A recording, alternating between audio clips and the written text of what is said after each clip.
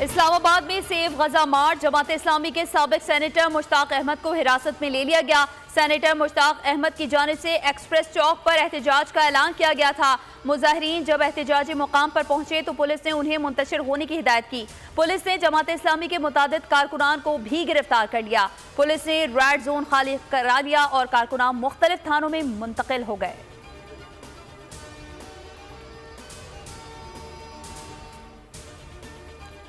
और कराची में एक तूफान का खतरा टलते ही दूसरा सिस्टम बनने लगा। खलीज बंगाल में हवा का कम दबाव शिद्दत इख्तियार करते हुए डिप्रेशन में तब्दील। कराची में तेज बारिश का सिलसिला वक्फे से जारी। महकमा मौसमियात का समुद्री तूफान असना का 7वां अलर्ट जारी। समुद्री तूफान बहरे अरब में कराची से 230 किलोमीटर जनूब मगरिब में मौजूद। सिंध और बलूचिस्तान के साहिली पट्टी के मुल्हिका इलाकों में तुग़यानी का खदशा।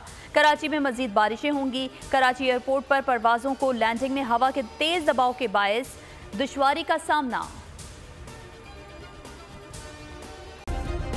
सब्सक्राइब करें और बेल दबाएं ताकि कोई खबर रह न जाए।